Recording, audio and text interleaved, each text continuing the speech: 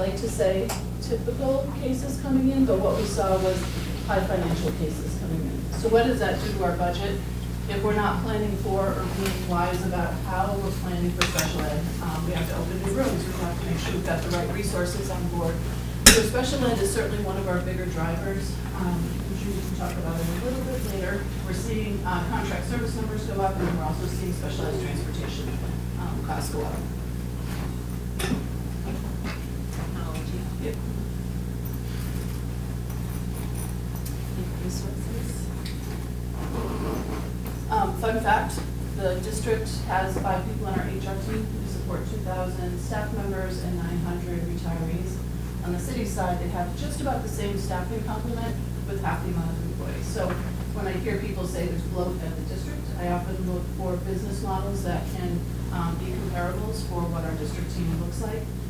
And we run a very lean ship, and just that HR comparable from the city to us, you're looking at about 1,000 employee difference. Food nutrition, we have a director who is remarkable. He goes out, works with our students and our staff. From time to time, we see those Facebook posts of a bad sandwich. He takes it to heart. So what I always ask people is, if you ever see that, let us know quickly so that we can make sure we're helping him, help his own crew. But he's been doing a lot of cultural food. So right now they're training in Asian cuisine, and they'll just be moving on to different areas of the world so that we have foods from all across. Transportation, I'm sure many of you are aware by this point that we have brought transportation in-house. It was a little bit of a projection, what we thought we might save. We were able to net about 2 or 3. In the RFP process. And bringing it in-house, just the big buses. Probably close to $1 million. So, million, and then when we're doing our specialized transport, we're also looking at how do we bring those small buses in too. So right now we're projecting $3 million. $3 million for that one. So by bringing it in-house, we've been able to control that service, enhancing what we're offering our kids and our families, and also decreasing costs on the taxpayer. And then facilities, you stay there, Nicole, it's good. The long-term facilities plan, we've got priority 1 in motion right now. Priority 1, just as a reminder, is the addition renovations at our 4 middle schools. Right now, McLaughlin and Hillside are in motion. Southside and Parkside will follow soon after. And then the new build for Beach Elementary School. Keep in mind, our buildings are incredibly old. And as I say to people when I tour with them, I can't make 1950 seafoam green subway tile look pretty today. It just is worn, it's beaten up, it's not gonna have the glow anymore. Student attendance, really good news in this aspect. We follow ABC data at each one of our schools, attendance, behavior, and curriculum. Attendance is going in the right direction, behavior is going in the right direction, as we talked about graduation rates, curriculum is going in the right direction. So all of those are moving as we would hope they would move. And then our last one, many of you may be aware there's a lot of federal grant talk out there in the world these days. The district wasn't a viable applicant for a long time. About 3 years ago, we started making some big applications. We pulled in some huge federal grants. One of the federal grants was our MTSSB, which was a $7.6 million grant. The district was proud of that, but what we're starting to recognize now is we also need to grade those funding sources. So federal, state, local. So we're going to be looking as we move forward. Now we're viable. What other grants can we keep looking at?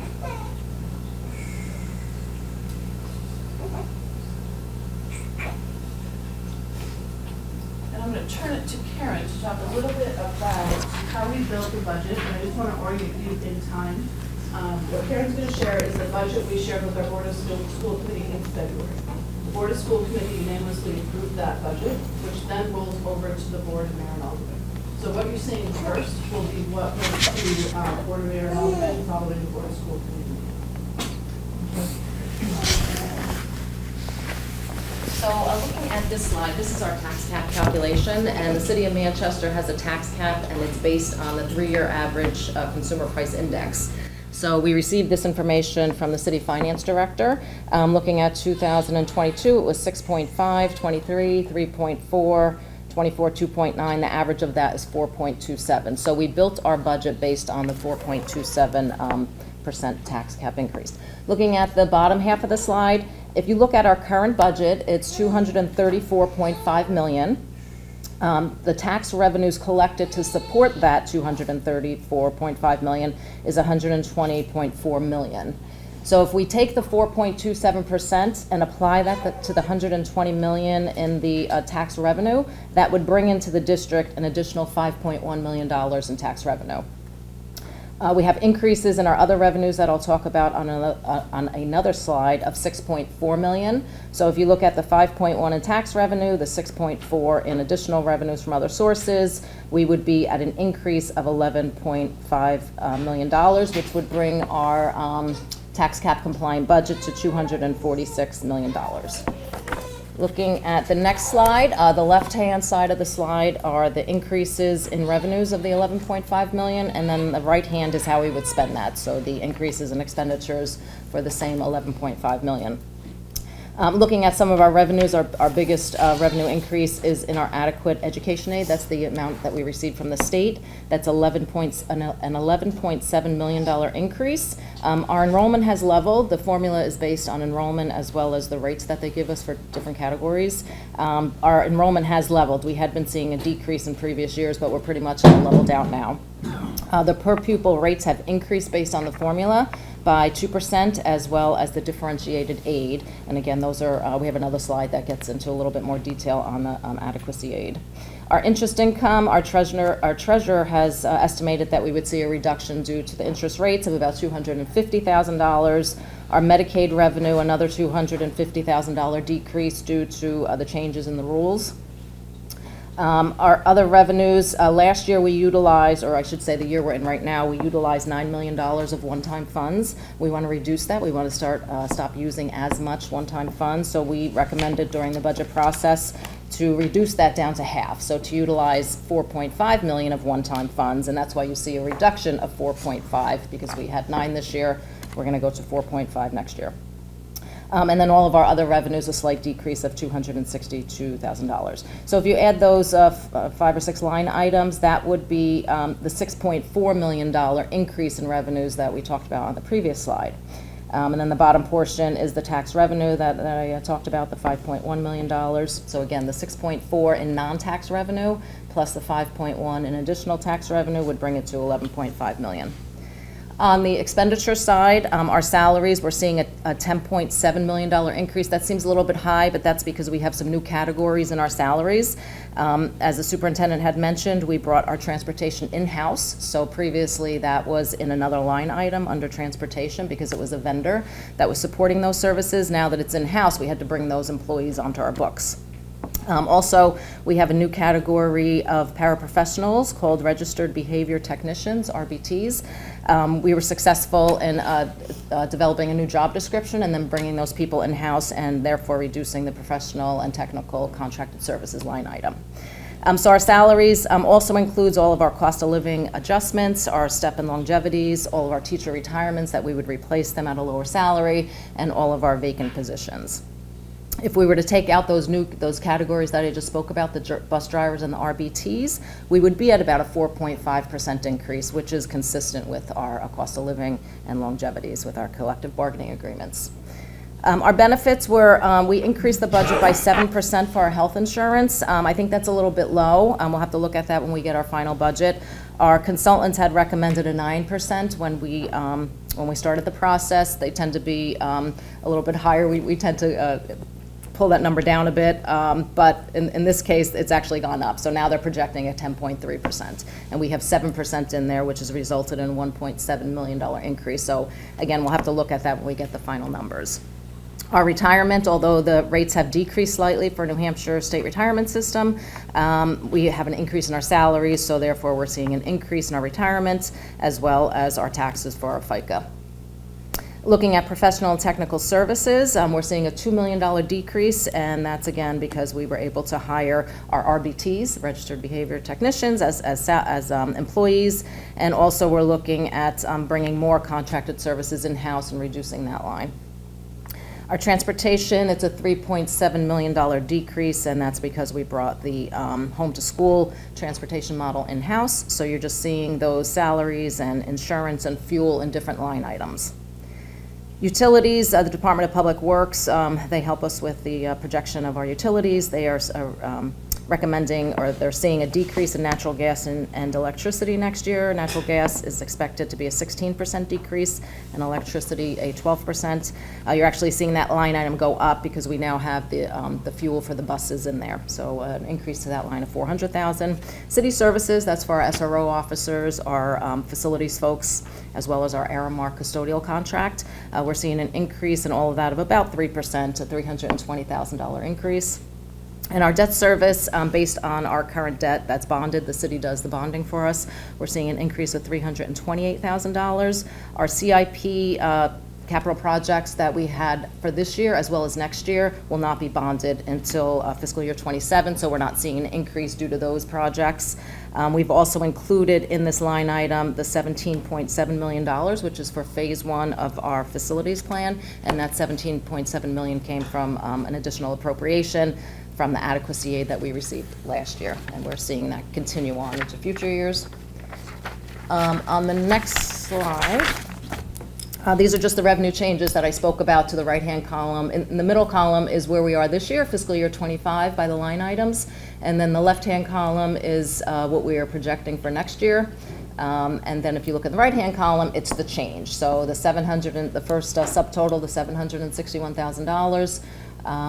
In addition to the reduction of $4.5 million in one-time spending and the $11.6 million in adequacy, those three line items add up to the $6.4 million of non-tax revenue, and then the tax revenue of $5.1 million, again, brings us to that bottom line of an $11.5 million increase in revenues. The next slide. Oh, this is the slide for the adequate education aid. So it just gives you a little bit more detail and compares the past 5 years of our adequate education aid. Again, we're seeing an $11.7 million increase going from fiscal year 25 to fiscal year 26. This next slide is represents all of our expenditure changes. Again, we talked about this a few slides ago. This just has a little bit more detail. And again, bottom right-hand column, $11.5 million increase in spending. The next slide is, this represents all of our expenditures. So if you look at the first column of numbers, that's our general fund at $248 million. That's what we requested for the tax cap compliant budget. In addition, we have our food and nutrition budget of $6.3 million. Those revenues come in through federal and state as well as local meal prices. Our special revenue funds, $23 million, that represents all of our grants, our Title I funds, Title II, IDEA. And if you look at all three of those columns together, it brings you to our total spend as a district, which is $275.6 million. The next slide is just a pie chart of that $275.6 million. This particular slide is a revenue projection.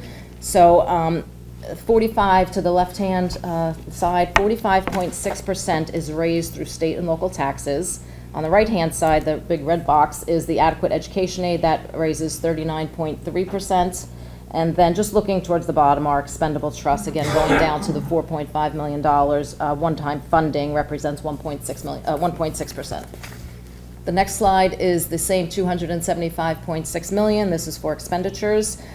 Salaries and benefits is the biggest part of our budget, and that's at 68.9%. And our debt service, which again includes our phase 1 of our long-term facilities plan, is 10.7%. And just another note on the bottom, our transportation, this is just for the vendors, it's 4.6%, which represents that $12 million, where we actually spend more than that in transportation, but now again, that's in other line items, salaries and fuel and such.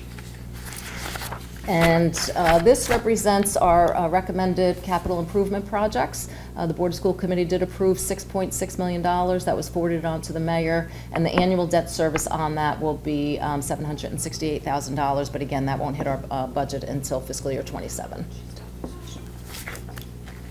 And the final slide.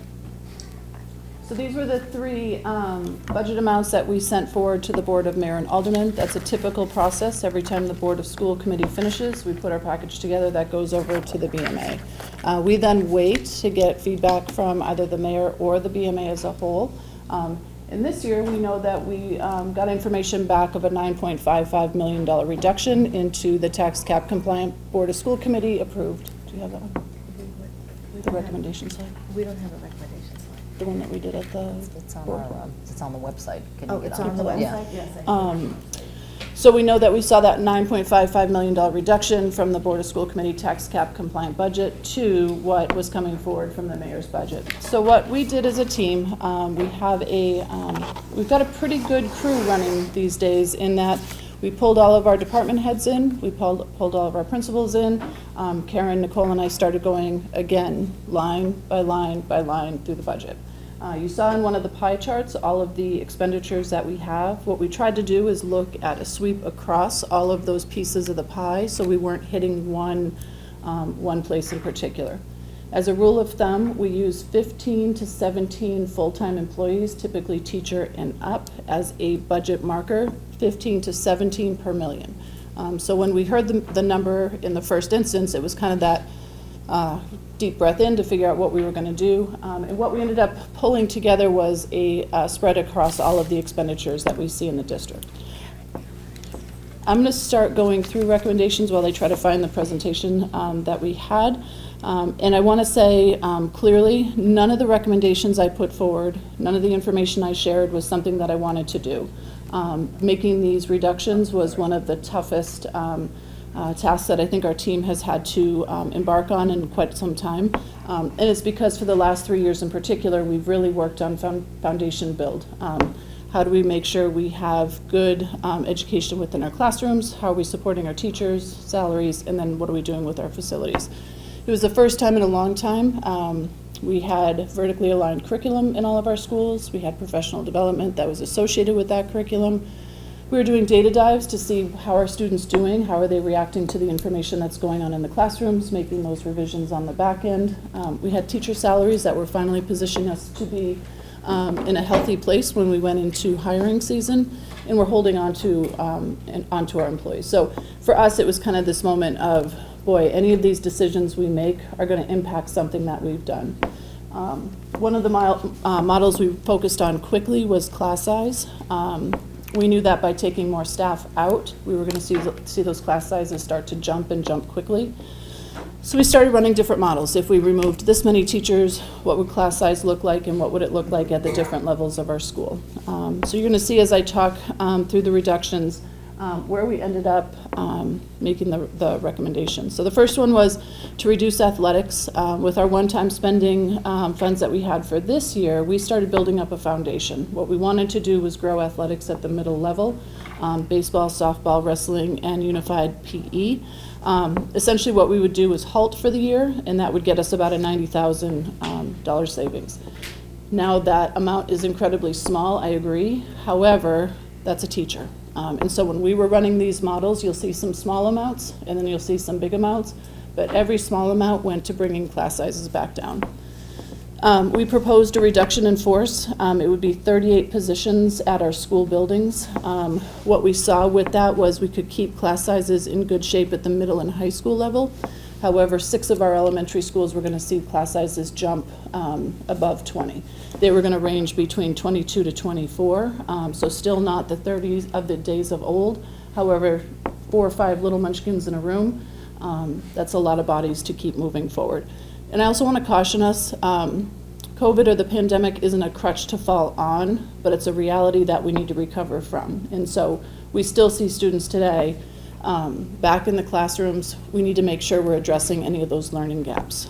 So 2.1% of our school teams as a whole would be impacted by the 38 position reduction. We felt strongly reducing at the district level. We've heard a lot that there's bloat at the district, so we took a pretty hard stance. We reduced 7.8%. We have the highest proportion reduction of staffing. We took out 8 positions. What I cautioned the Board of School Committee on, it does have an impact. So our team is lean already. What that means is we will be a little bit less efficient. It may be a little slower to respond to requests that are coming to us. We did make the recommendation to change transportation. So by law, we have a 2-mile radius that we are accountable to. We do not have to transport high school students. So in order to keep some of our other things that we've worked on, such as class size down, we needed to look at other areas to save some funding. So $342,000 by increasing our walkout to 2 miles and charging for high schoolers to ride. I will share with all of you, just as quickly as I made the recommendation at the Board of School Committee, I undercut myself. The undercut is, in order to walk 2 miles, going from City Hall, you're walking up into Elliott. Going from West High School, you're walking over into St. A's campus. And on average, it takes 40 to 50 minutes to walk. You all know, we're in New England, we have dark mornings, dark nights, and we also have that thing called snow. There would be a definite impact by these changes. Karen and I worked with our facilities team. We looked to reopen a contract. Right now we're placeholding about $400,000 in that line so that we can try to keep class sizes down, but what that will impact will be scope of work that's going on in our schools. We also reduced supplies without the reduction impacting both paper and toner for our schools. Now, that said, we still have the perennial issue of trying to talk to people about we're in a new world of technology. Let's get away from dependence on paper. Let's think differently. But we know that that's a staple for our schools. The other big one is looking at reducing our contract service line. I spoke earlier about our special ed cases going up, the complexity of those cases being really clear for us as a huge need. And through the pandemic, we saw workforce shortage. Karen mentioned just a minute ago, we've seen our paraprofessionals be able to hire at a much, much higher rate. So right now we've got ourselves in a really healthy place with paraprofessionals. What we're looking to do is draw down any other contract service. We know that a contract service provider is 2 to 3 times more expensive than a generally funded employee that we hire. So our goal is to keep drawing that down while we increase our own generally funded staff. So right now, conservatively, we're looking at a placeholder of $1.3 million savings in that line item. However, I will say we've charged the HR team and our special ed team with pushing hard on that line item for the coming year. And then we had to go back and pull in some additional one-time funds. Karen mentioned we were trying to cut that in half from $9 million the year before to $4.5 for the coming year.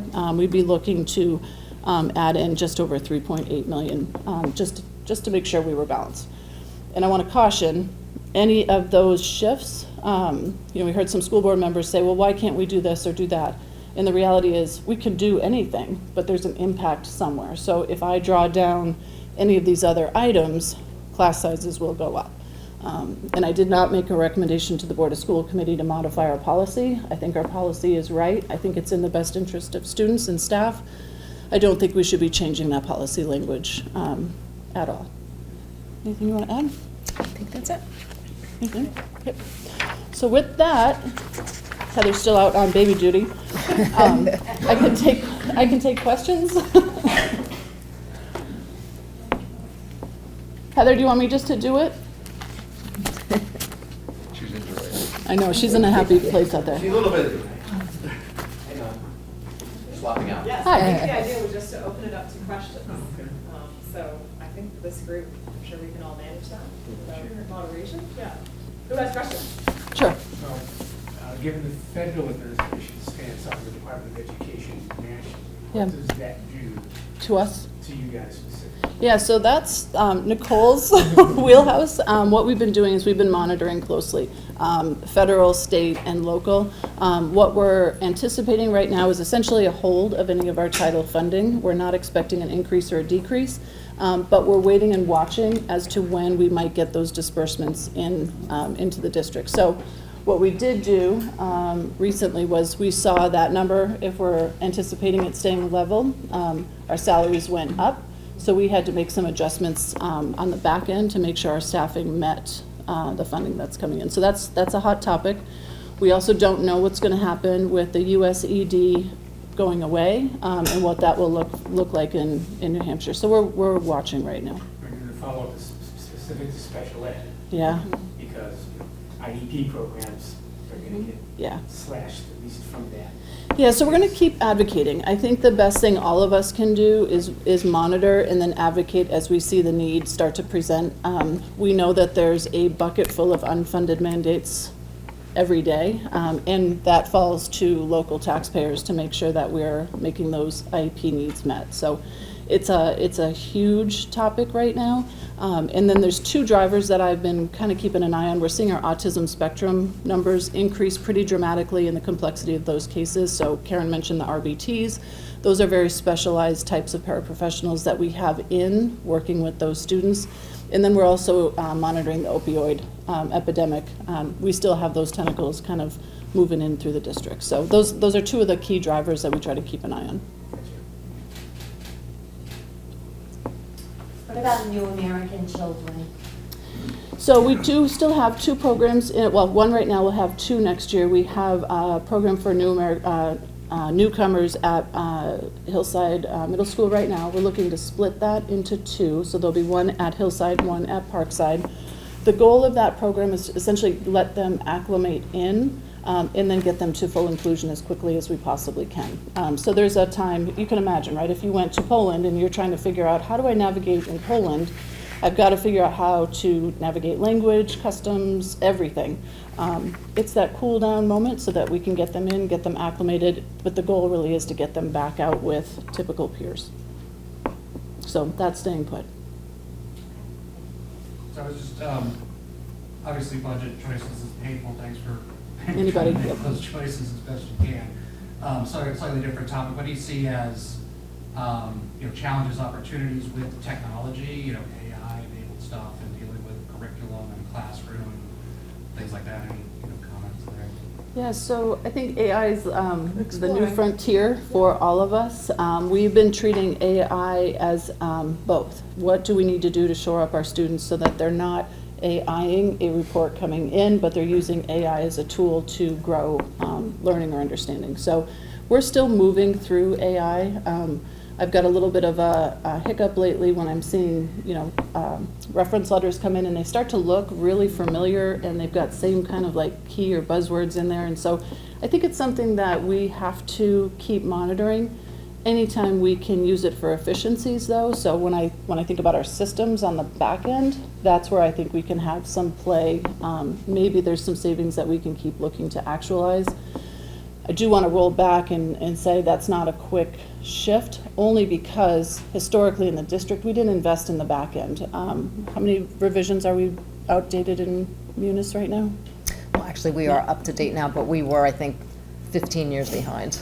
So we had to, you would think, okay, so just jump to current day, right? And what the team had to do was go backwards and keep upgrading to get those upgrades to hit all the patches over the years. So what we've been doing over the last 3 years in particular is looking at, all right, what do our systems look like? How can we automate where we can? And then how can we grow to be more efficient? So absolutely a thing for us to keep monitoring, and on both sides of the world. What percentage is technology cost versus personnel costs in the budget? Do you have technology in there broken out? Hang on, we're gonna come back to you on that one. Just gonna pull it out of our. Probably about, I think we have to about 9 or 10 people in technology now. Yep. I was 11 sort of of us, yeah. struck that you're, basically it sounds like that cost, right, so far, you're helping upgrade patches. and whatnot, as opposed Yes, to so. efficiency. Yeah, so we had to budget for all of that. We wanted to go to a employee self-service module. We couldn't get to the self-service until we had certain patches in. So over the last 3 years, we just broke it chunk by chunk by chunk to get to where we are today. The HR team is releasing their self-service module, but they're seeing the glitches present from kind of a clunky roll into it. I think Karen's still looking at our technology number. We'll get to that. We'll have to get back to you on that. We have our technology team. We probably have about 10 folks in technology, which is really low, for a district our size. In addition to that, we have all the system costs, but we can get back to you on that. For any of those questions, we'll make sure that we send it out to everyone with the slides. So anything that can't be answered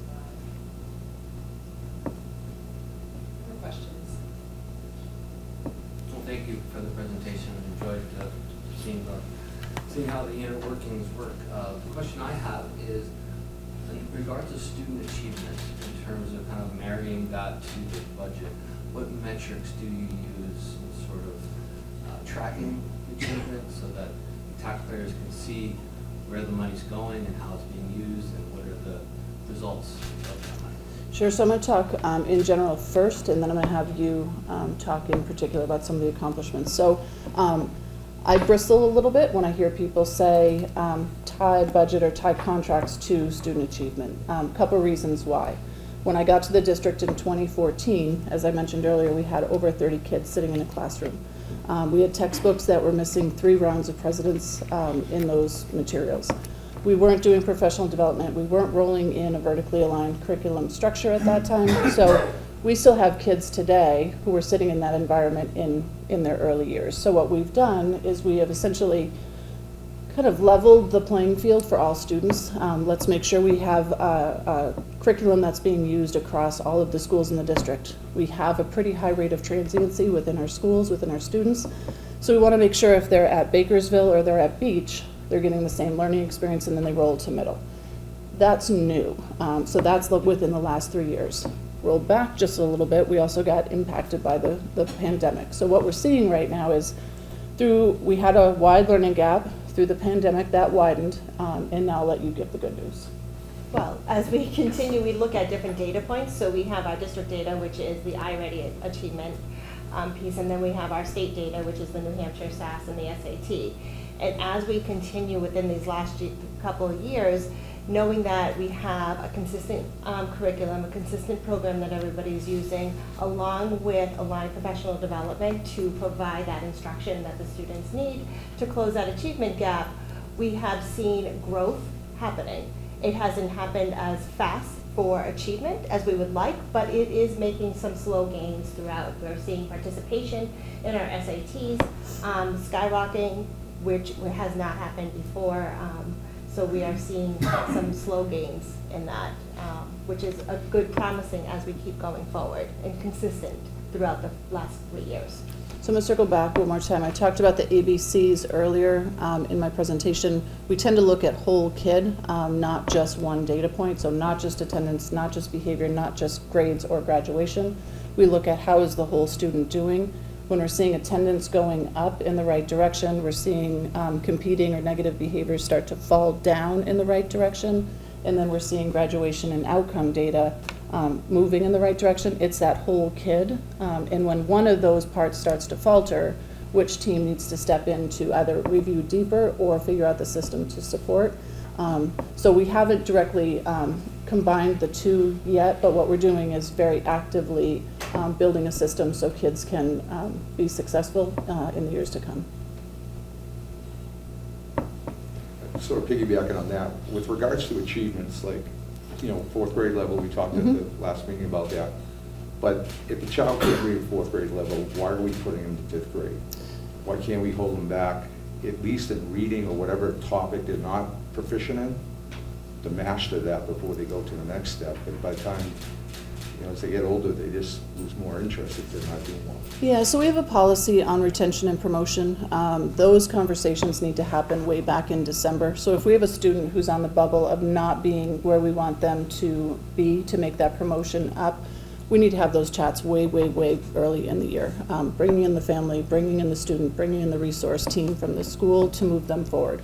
I will say since COVID, our retention rate fell. We had a pretty high retention rate in the years prior to COVID. We're not seeing recommendations for retention coming from the schools at this point, but I just want to move it back to anytime we're seeing a student struggle, whatever the struggle might be, ABC item, we need to bring that family in. So if you ever hear of a family saying, hey, Johnny Susie's really struggling, let us know so we can make sure we're getting that team meeting held, because we have policy that essentially just walks us through what to do. What's the interaction with the parent at that time? Are you seeing less? I mean, when I went to high school or even grade school, my parents never attended anything, 50 years ago.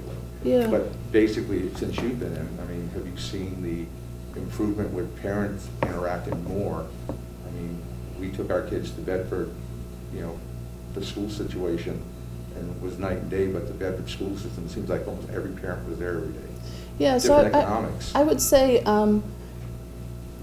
our families love their kids. And can we just do a traditional, here's our meeting time, here's when you need to come see us? We can't. We've got families who are working 2-3 shifts, night shift, overnight shift.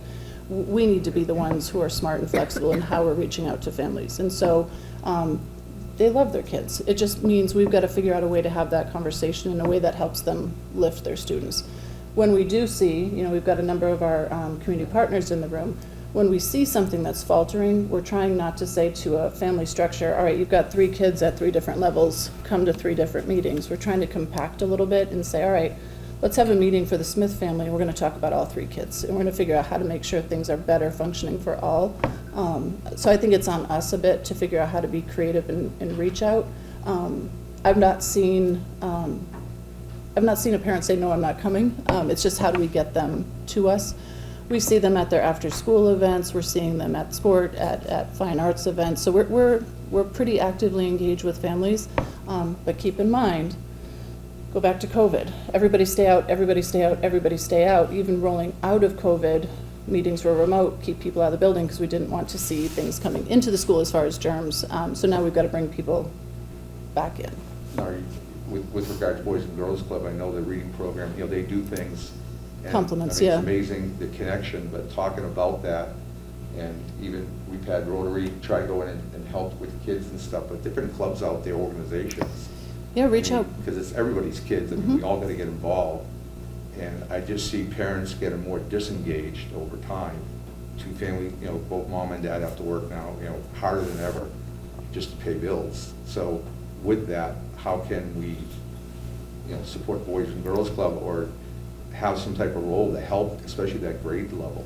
Yeah, I think it's important. We've been sharing. So for a while now, we've done ABC data in combination with the Boys and Girls Club. We do our summer programming with some of our key community partners to lift. And what we're not doing anymore is, well, they've got a program or a system that they use, and the other one has this program or system, and they've got a different one, and then the district has a different one.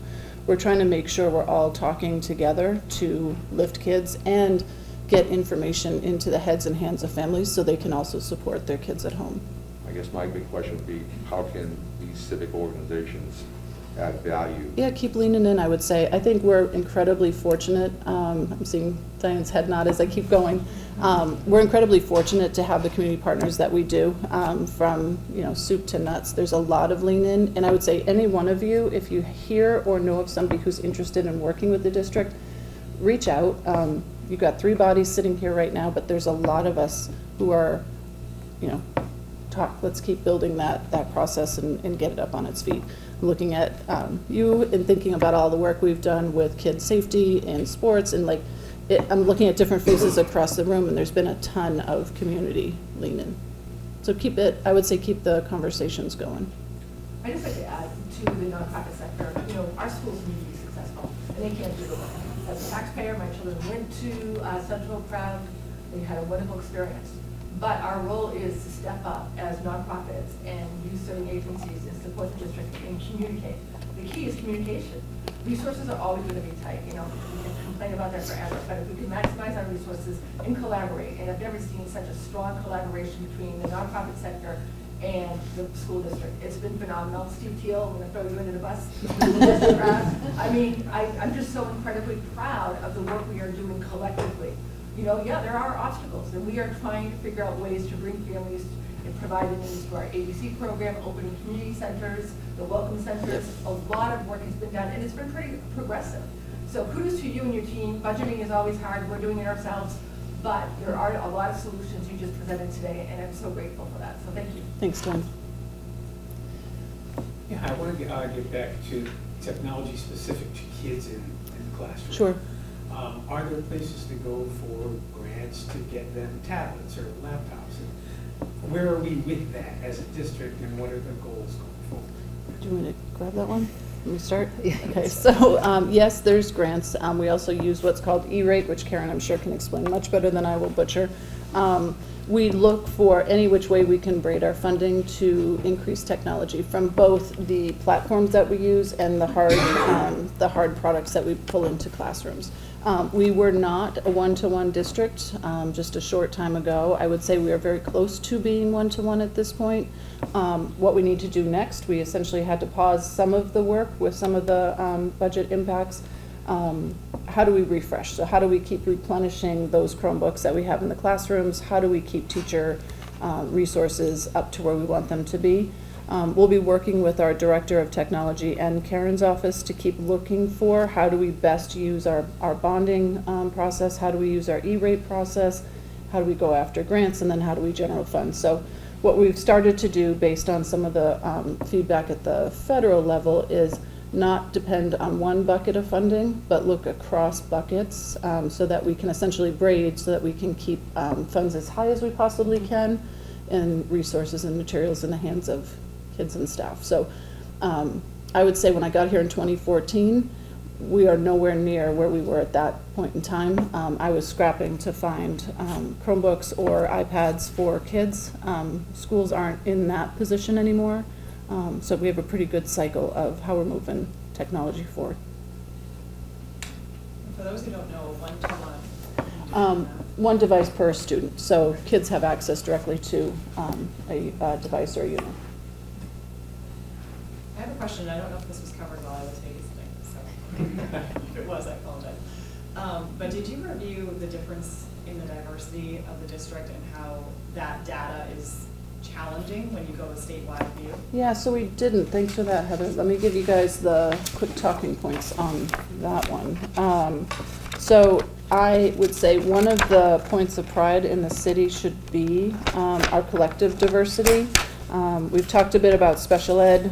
They're hitting about, special ed hits about 23% of our population. That ranges all of the different identifications. Our multilingual learners hit about 20%. We have 60 different languages spoken. The top languages: Spanish, Swahili, Portuguese, Arabic, Vietnamese, Somali, French, Nepali, Bosnian, and Kinyarwanda. 92% of our students speak one of those top 10 languages. We have 2,745 students who are special ed, so that sits right around that 23%. I would say the diversity in every which way you can cross-cut diversity in our city and in our schools is one of the hallmarks of the strength that we have. And so you see kids welcoming a newcomer student or family. You see students reaching out to, in our unified PE programs that we already have, to lift up another student. So I would say diversity for us in thinking about diversity and how we do everything is key. You know, no one person is the same person. And so we need to just keep thinking, how do we meet each student where they're at and keep lifting them forward. But also when you're looking at data for how students in the Manchester School District rate versus other districts in the state, that isn't always taken into account. As far as if you have a non-English speaker taking a test. I don't know if you had any advocacy on that you've been doing. Do you go ahead and I'll do one? We look at growth more so than the achievement, comparison. right, that comparison. Yeah, So okay. we dig a little bit deeper than what the state gives us, and we look at the growth model to see that they're growing over time where they might not achieve the proficiency rate as one of their peers, but we're looking at, and we have done a lot in that growth area with a lot of our students. We're also doing some pretty heavy advocacy with the State Department of Ed. So right now we know that some of our students have the ability to have a different denominator in their graduation rate, not 4, but they might be able to have a 5. Unfortunately, if we're rated or data's coming out based on just that 4-year denominator and students have the ability to have 5 years of formal education in our system, the number is skewed. So our team has been heavily advocating to make that, if they've got that runway, give them the runway, and then we can make the determination of success or not. Don't clip them 1 year back. And so we've been advocating pretty heavily on get the denominator right so we can really show what data looks like for those populations. Quick question. First, thank you very much for all of the work that you all have done. That's impressive. And then on top of that, the reductions. So, My question is around how businesses can plug in, as part of the chamber, best ways, thoughts, wishes, to ease some of your pain, honestly, and to add to your great ideas. Sure, so I would say two ways. We still have Manchester Proud, we've got the community compass that's out there. We've also got a process for businesses to be essentially pulled in at different levels to work with students. So by pulled in, I'm meaning, do you have direct one-to-one contact with kids, because there's a different level of steps that we've got to take, or is this just a fiscal arrangement supporting a certain activity? So I would say Manchester Proud is always one route, and then call our district. There's a superintendent at MansD email account. That account is monitored every single day, so if there's ideas or questions or have this thought of, shoot it on over and we'll see what we can make of it. I think right now our work on pathways is another huge intersection for business.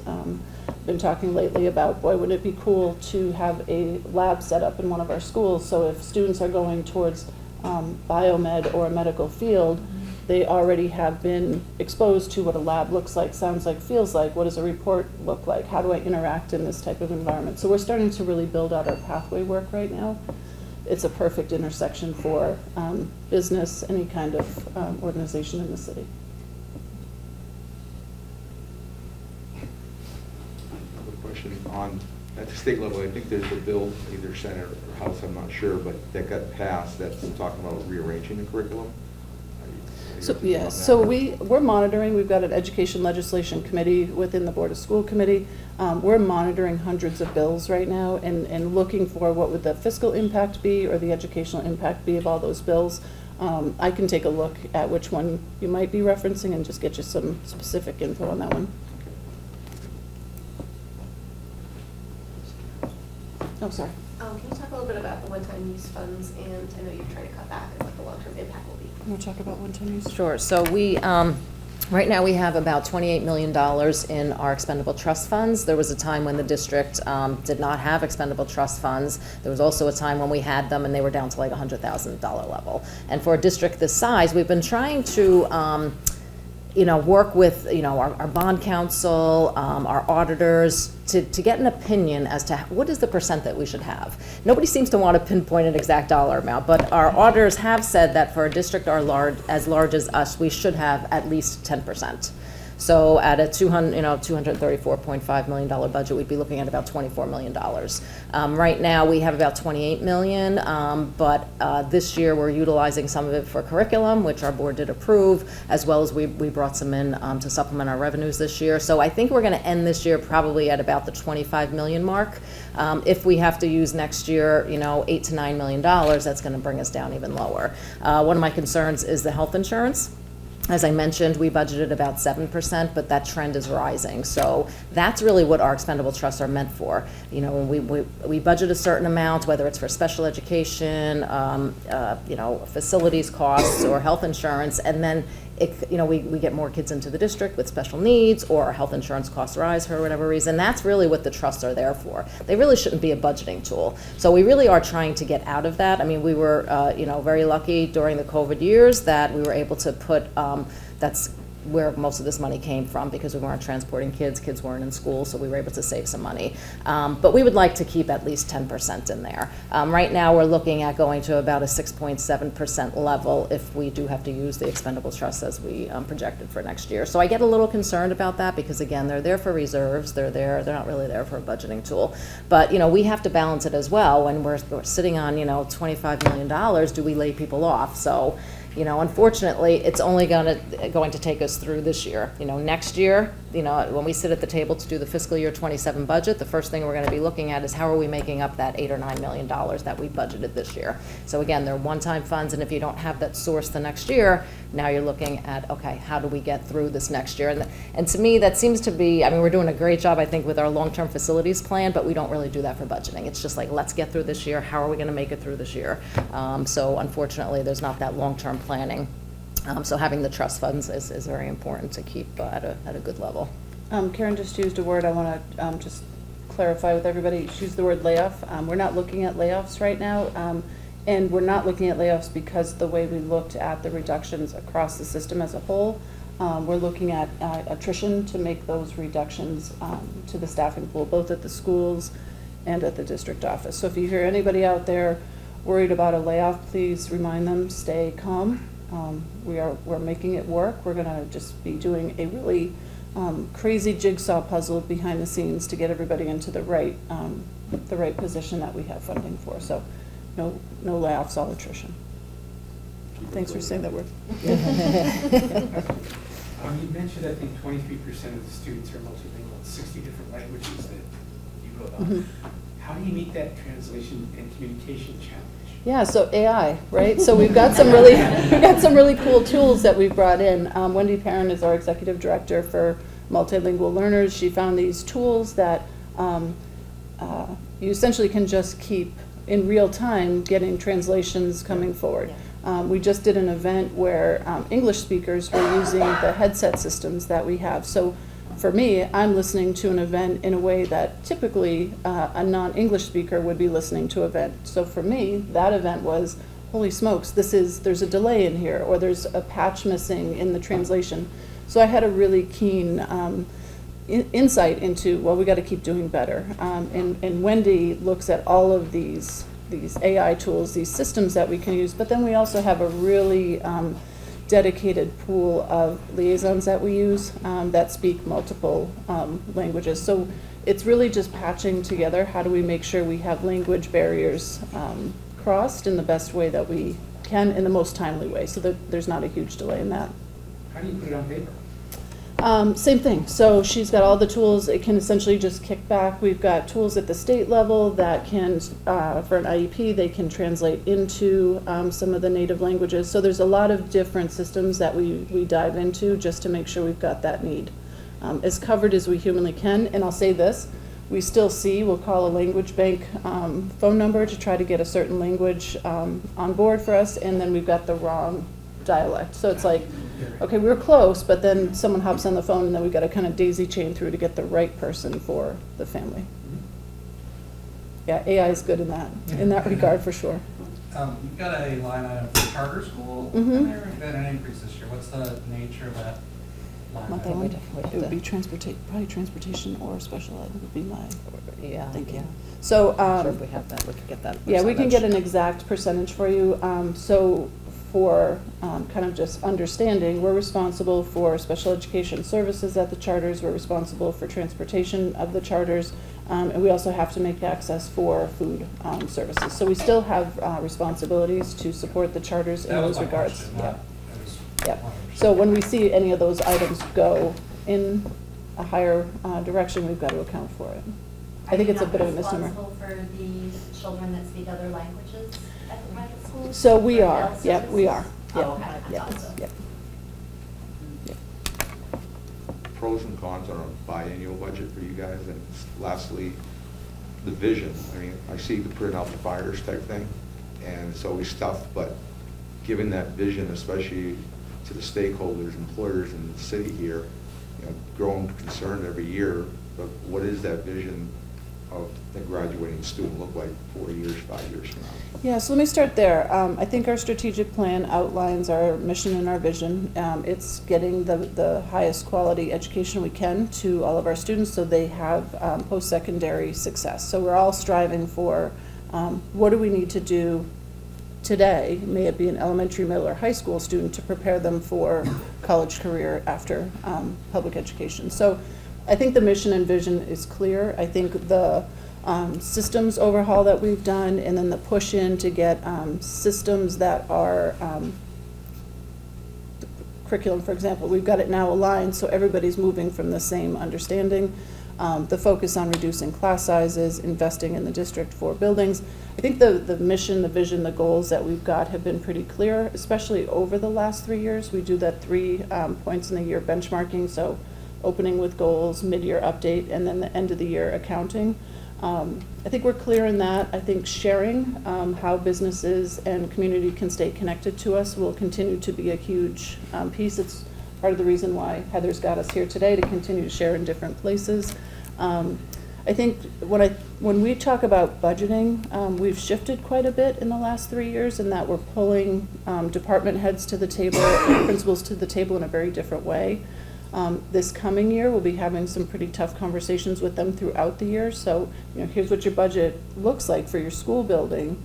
What does that mean for you as a building level leader? So we're going to keep pushing forward to get more and more accountability at the schools and being really keenly focused on efficiency. We want to make sure we're leveraging every dollar we have for student outcomes. So it's been a project over the last 3 years to just shift how our mindsets are and how we're doing budgeting. Change is never easy. But it's actually really exciting because I think what we've learned, I could have come forward to the principals and said, you're going to cut here, here, and here, and I would have ticked off the whole system. In turn, what we did is we reached out to every principal and department head and said, all right, here's what we're looking at. Here's what this might equate to your building. What's your idea? Where would you make a clip? Where would you look for an efficiency? And the ideas they had were helpful. It let us really get that spread across the system rather than, I could have just had that knee-jerk three cuts and we'd be done. So, anything you want to add to that?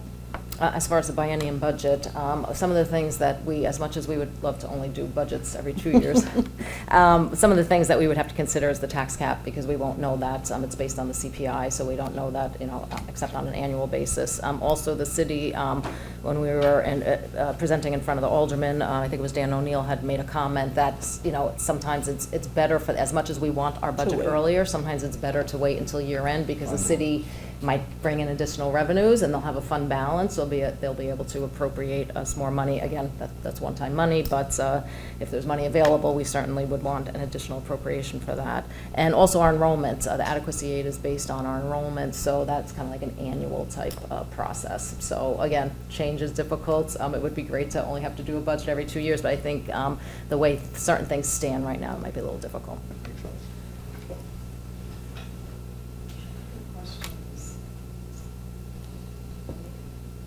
Also would be great to leave time for mingling, so if the questions have been mostly answered. Do have time here until 9:30. I do have to run up to Concord to advocate for higher education. It's an education morning, so I'm going to run, but please feel free to stay and talk with these amazing leaders. Thank you to the three of you for being here with your busy schedules and sharing all of this. And we will send out all of the slides. If you have any questions that are burning afterwards, I'm sure Dr. Chmiel already referenced some contact information, so we'll include whatever is the best way to reach out to all these fine leaders and do so. And really appreciate all of you attending to learn more and kind of hear it straight from the people doing the work, which is really, really important. So thank you all for being here. Thanks for having us. Feel free to stay and mingle if you can.